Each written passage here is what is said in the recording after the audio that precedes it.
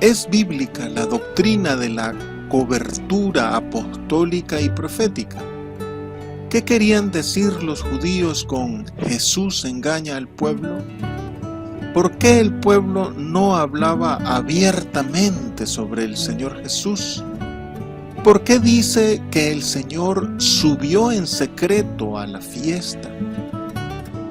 Pero después que sus hermanos habían subido, entonces Él también subió a la fiesta, no abiertamente, sino como en secreto. Y le buscaban los judíos en la fiesta y decían: ¿dónde está aquel? Y había gran murmullo acerca de él entre la multitud, pues unos decían: es bueno, pero otros decían: no, sino que engaña al pueblo. Pero ninguno hablaba abiertamente de él por miedo a los judíos. Mas a la mitad de la fiesta subió Jesús al templo y enseñaba. Y se maravillaban los judíos diciendo: ¿cómo sabe este letras sin haber estudiado? ¿Cómo sabe sin haber estudiado? Estudio del Evangelio del apóstol Juan. Subió a la fiesta. El apóstol Juan indica que llegó a la mitad de la fiesta, es decir, hacia el tercer o cuarto día. Haber llegado después significa que el Señor se tomó su tiempo, como cuando lo llamaron por la enfermedad de Lázaro. Así que no subió por mera costumbre o por tradición inquebrantable, ni porque las palabras de sus hermanos le inquietaron al final, sino por su libre y absoluta obediencia a Dios el Padre, como en secreto. No significa que llegó de incógnito o disfrazado, sino que llegó sin alzar la voz, sin hacerse notar. Probablemente la apariencia de Jesús no era físicamente tan diferente del resto de la población. Al tener una apariencia israelita promedio, bien podía pasar desapercibido. Algunos, pensando en la teoría del Mesías oculto, interpretan aquí que el Señor llegó de manera furtiva y solapada, pero el apóstol Juan apunta que el Señor se fue al templo, fue a enseñar a un lugar público e incluso en algunos momentos lo hizo a gritos.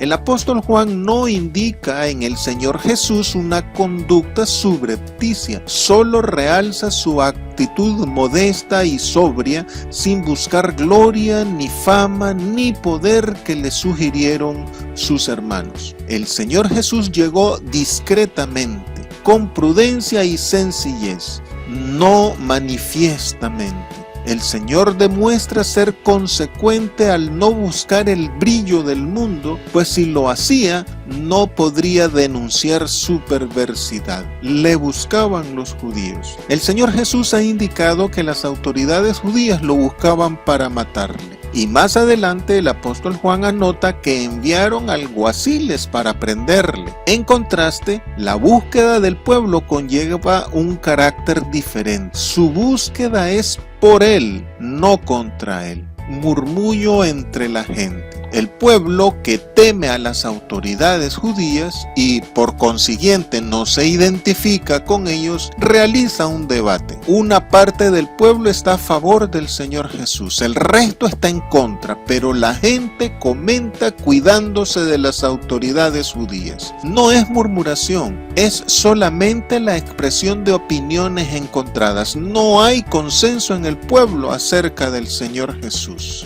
En este episodio, las autoridades judías son representantes de los suyos que no le recibieron, y el pueblo o la gente es una alusión al resto de la humanidad. Según demuestra la historia de la Iglesia, hasta el día de hoy, la humanidad ha estado tan dividida en su percepción de Cristo Jesús como lo estuvo aquella población del primer siglo. El análisis de la gente es falto de perspicacia. Pero no es la agudeza de entendimiento lo que les acerca o les retira del Señor Jesús, sino la fe o la ausencia de ella. En 2 ocasiones más el apóstol Juan anota en su evangelio que la gente se trabó en una controversia pacífica sobre el Señor Jesús. Engaña a las gentes. una parte de la gente hace eco del argumento de las autoridades judías. Según los judíos, al presentarse a sí mismo como hijo de Dios, es decir, al hacerse igual a Dios, está guiando al pueblo por el mal camino de la idolatría, y en la ley se prescribe la muerte para este delito.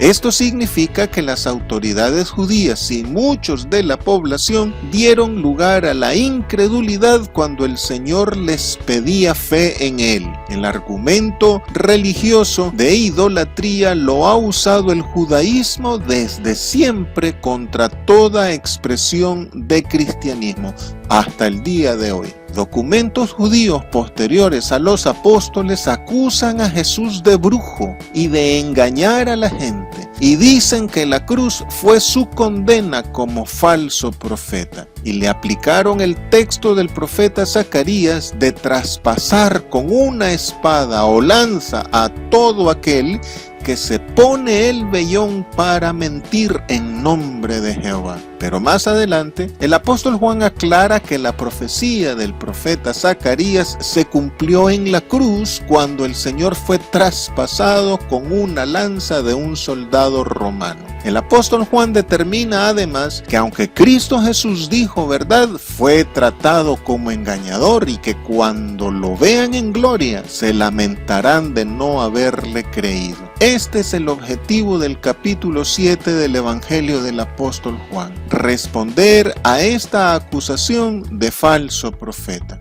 Y desde el capítulo 6, versículos 14 y 15, el apóstol Juan dice que el interés del Señor Jesús como Mesías no fue político como muchos creen. Ante el argumento político de las autoridades judías, la respuesta del Señor es: hablo en nombre del Padre, no en el mío.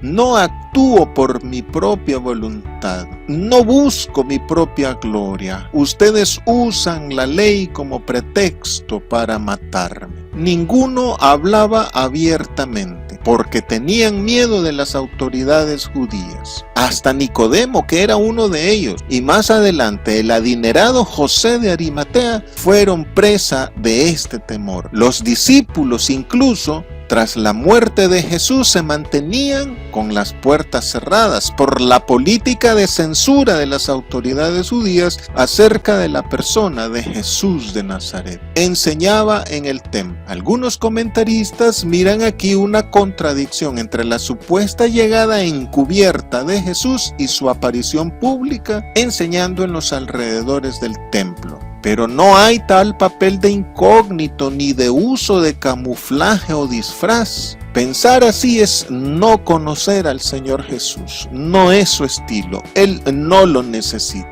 La frase del apóstol Juan, como en secreto, significa mesura, modestia, y es dicha en contraposición a la sugerencia de sus hermanos de buscar publicidad. Su aparición pública no fue para demostrar que superaba su miedo, pues este nunca estuvo en él, solo en el pueblo. Solo evitaba que su muerte se adelantara, pues no era la hora. Tampoco había en él intención de provocar. Es solo muestra de su obediencia y de entrega y de abandono total al Padre, pues su tiempo estaba en las manos del Padre. En su enseñanza, el Señor Jesús aclara que Él no presenta sus propias ideas sino las del Padre, y que esto lo reconocen solo los que son enseñados por el Padre y quieren hacer su voluntad. Decía el Señor que Él restablecía la verdad que la ley revelaba, la cual hablaba acerca de Él y que había sido oscurecida y escondida por la tradición de los hombres que usurpaba el real mandamiento de Dios. También denunció el Señor que los maestros de la ley no enseñaban las escrituras, solo tradición, y les señaló diciéndoles: ninguno de vosotros cumple la ley. Ya el Señor les había dicho: hay quien os acusa, Moisés. haciéndoles notar la superficialidad de su interpretación de la ley. De la misma manera, hoy muchas organizaciones no enseñan la Biblia, sino su tradición y su conjunto de creencias. Catolicismo, mormonismo, adventismo, testigos de Jehová, neopentecostales, etc. usan la Biblia solo para legitimarse. Se maravillaban. El apóstol Juan aquí usa el verbo maravillar en el sentido de asombro que causa extrañeza y a la vez rechazo. El contenido de la enseñanza del Señor Jesús resultaba repugnante a las autoridades judías. Les desconcertaba que un laico que había prescindido de la educación rabínica pudiese elucubrar doctrina coherente acerca de las Escrituras. Para ellos, Cristo Jesús no estaba capacitado ni autorizado para enseñar. Su doctrina, según ellos, no era válida por falta de respaldo académico. Lo menospreciaban por no contar con personajes de renombre entre sus tutores. No estaban dispuestos a aceptar esa realidad que para ellos era académicamente incorrecta. Por su parte, el apóstol Pablo dijo que este tipo de referencias personales es de la carne y que a él le resultaron inservibles. Esto no significa que no sea necesario realizar estudios formales de la Biblia, aduciendo que el Espíritu Santo enseñará en la misma hora lo que se ha de decir. Estudiar es bueno, y mucho mejor si se acompaña con una muy saludable práctica de oración y de lectura constante de la Biblia. Es cierto que todos somos enseñados por Dios, que la unción del Espíritu nos enseña todas las cosas y que los apóstoles Pedro y Juan fueron elocuentes aun siendo sin letras y del vulgo. Pero también es cierto que los apóstoles Pedro y Juan estudiaron a los pies del Maestro de Maestros y que su vida de oración era incesante. Incluso ambos, desde el ministerio de Juan el Bautista, anduvieron buscando, investigando e informándose acerca del Mesías. Vemos también que el elocuente Apolos, poderoso en las Escrituras, necesitó que Aquila y Priscila les enseñaran más exactamente el camino de Dios. Por esto, Dios ha constituido maestros en la iglesia para perfeccionar a los santos para la obra del ministerio. Y aunque el apóstol Pablo indicó que nadie le enseñó algo sobre el evangelio, también especificó: os he enseñado lo que asimismo recibí. Es muy probable que Bernabé, como maestro y apóstol, aportó en sus inicios algo al discernimiento del apóstol y maestro Pablo, pues en Cristo todos somos edificados por todos. Las Escrituras nos instan a no perecer por falta de conocimiento, sino a estar aptos para toda buena obra, entre ellas la de derribar argumentos que se levantan contra el conocimiento de Dios, lo cual requiere de entrenamiento académico para no ser toscos en el conocimiento. Es constante la instrucción apostólica a que crezcamos en el conocimiento de Dios y a no ser como los hombres de los últimos tiempos, que nunca llegan al conocimiento de la verdad. La sucesión apostólica. El argumento de las autoridades judías sobre los estudios del Señor Jesús nos hace preguntarnos: ¿la autoridad magisterial solo pasa de maestro a discípulo? Los maestros de la ley argumentaban que la línea de interpretación rabínica se remontaba hasta Moisés y de Moisés hasta Dios, y que esta sucesión es la única que legitima toda lectura que se hiciese de la ley. Este mismo debate se aplica en cuanto al tema de la sucesión apostólica y lo que hoy se ha dado a conocer como, entre comillas, cobertura en el neopentecostalismo. En teología se conoce como sucesión apostólica a la transmisión mediante el sacramento del orden, de la misión y la potestad de los apóstoles a los obispos, válida solo entre varones, que supuestamente permite la comunión de la fe desde los apóstoles hasta hoy entre todas las iglesias locales, así como la unidad entre ellas. La formación de esta doctrina se dio cuando los gnósticos, entre los siglos I y IV, afirmaron que su tradición ocultista se remontaba al propio Cristo y a los apóstoles. A partir de aquí, la doctrina de la sucesión apostólica sirvió para contrarrestar esta afirmación gnóstica, afirmando que la doctrina cristiana había pasado de los apóstoles a los obispos. Así, cada obispo es preservador de la verdad transmitida por los apóstoles. Toda doctrina que no sea transmitida o no sea aprobada por los obispos es falsa. Esta doctrina de los obispos como sucesores de los apóstoles fue formulada por primera vez por el obispo de Roma, Clemente I, aproximadamente en el año 96 después de Cristo. Tomemos en cuenta que en este momento el canon bíblico aún no estaba establecido y que los creyentes conocían solo algunas partes de los textos del Nuevo Testamento. Luego, durante un cisma en la iglesia, por el año 250-53 después de Cristo, provocada por el antipapa Novaciano, los jerarcas de la iglesia apelaron a la, entre comillas, ordenación legítima, es decir, a la ordenación realizada por los obispos como forma de neutralizar a los divisionistas. Y durante esta etapa se amplió el concepto de la sucesión apostólica, incluyéndole el poder, entre comillas, para perdonar pecados. La sucesión apostólica entonces es vista por católicos, ortodoxos, anglicanos y algunas iglesias luteranas como signo de fidelidad a su organización eclesiástica, y para ellos es una doctrina fundamental más que las escrituras mismas.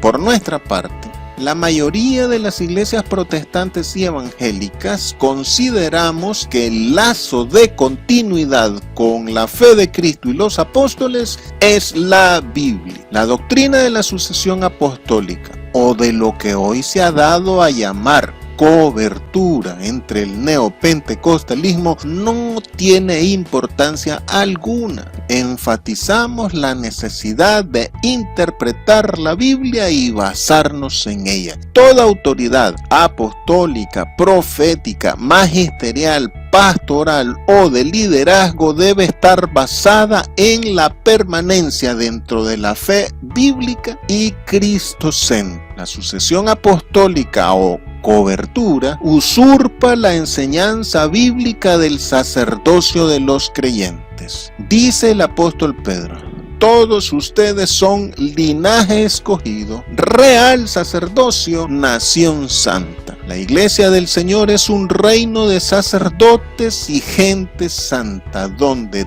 todos en la iglesia, varones y mujeres, somos sacerdotes de Dios y de Cristo. Y la doctrina de la sucesión apostólica, hoy renombrada como cobertura, es un monopolio de la élite ministerial, negándole a la feligresía en general ese sacerdocio. Toda sucesión ministerial debe basarse en Cristo como dador del Espíritu Santo y de los dones espirituales, y no en un rito externo de ordenación episcopal. Los miembros individuales de cada iglesia local junto a su ministro pueden estar seguros de su comunión con Cristo, por su fe en Él y por la habitación de Cristo en sus vidas, no por una pretendida línea de sucesión o cobertura, sea como sea que la llamen, bíblica, apostólica o apostólica y profética. Es interesante que la mayoría de las iglesias neopentecostales que promueven esto presentan características sectarias y manejan conceptos de una nueva corriente llamada teología del dominio. Problemas de la sucesión o cobertura apostólica. Otros dos problemas bíblicos y teológicos en la doctrina de esta supuesta sucesión apostólica son la equiparación que se hace de los obispos y autoproclamados apóstoles y profetas con los 12 apóstoles del Señor, y la idea de que estos obispos y autoproclamados apóstoles y profetas son mediadores entre Cristo y la iglesia. En cuanto al primer punto, debe aclararse que hay diferencia entre los 12 apóstoles designados por Cristo Jesús y los apóstoles que surgieron y surgen después. Los 12 apóstoles del Señor junto a los profetas del Antiguo Testamento son la base de la doctrina cristiana, pues sus enseñanzas forman las Escrituras. Los apóstoles posteriores solo realizan el ministerio de edificación del cuerpo de Cristo junto a pastores, maestros, evangelistas y profetas, sin revelar nueva doctrina, sino solo confirmando a los creyentes en la doctrina ya existente en la Biblia. No es posible afirmar que los obispos, apóstoles y profetas de hoy ocupan el lugar de los apóstoles originales de Jesús. Muchas doctrinas falsas se han introducido en las iglesias al ser promovidas por supuestos sucesores de los apóstoles que utilizan esa reputación humana para favorecer creencias espurias. En cuanto al segundo problema, los obispos, apóstoles y profetas no son mediadores. Ningún ministro lo es. Creer en esto es crear una inexistente burocracia espiritual. Nadie puede fungir como árbitro o conciliador entre Dios y los que son tan mortales y pecadores como ellos. Solo hay un Dios y solo un mediador entre Dios y los hombres, Jesucristo hombre. A lo más que pueden aspirar los miembros de una jerarquía eclesiástica es a intercesores. Por otro lado, los dones y el llamamiento son de Dios, no pertenecen a ninguna autoridad eclesiástica. Tanto la administración como la enseñanza y demás dones son capacitaciones dadas por el Espíritu Santo. Y Él sopla donde quiere. Ningún rito formal de sucesión garantiza dignidad espiritual ni autenticidad divina en el nombramiento. Creer que exclusivamente es con el rito que se transmite el Espíritu de Dios de persona a persona sería pretender forzar al Espíritu Santo a que se someta a las demandas de los hombres. No es que se niegue la doctrina de la imposición de manos, lo que se niega es que en todos los casos ésta sea efectiva. Debe tomarse en cuenta la calidad moral y espiritual de los participantes, cosa que el Espíritu de Dios no pasa por alto. El que escoge, capacita y envía es el Espíritu Santo y no podemos hacer que Él sea dependiente de un rito de sucesión.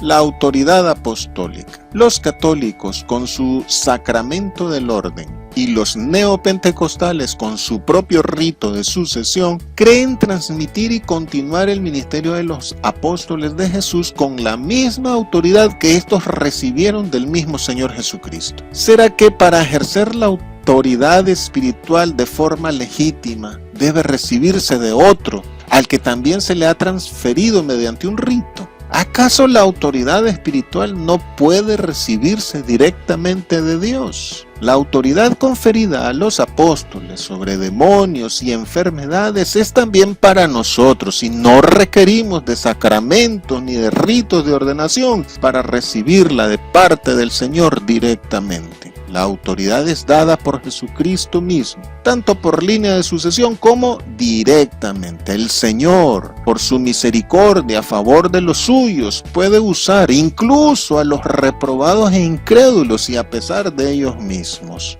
Más que respaldar a persona alguna, Dios respalda su palabra. Así como el Señor envió a los 12 apóstoles, así nos envía a nosotros. La gran comisión no fue dada solo a los 12, ni solo a los delegados por estos, sino también a todos y cada uno de los creyentes de todas las épocas. El apóstol Pablo, aun cuando fue apartado para el ministerio mediante imposición de manos, no permitió que lo equipararan con los apóstoles Pedro, Juan y Jacobo, el hermano del Señor, y rechazó toda afirmación de superioridad de unos para con otros, pues Dios no hace acepción de personas.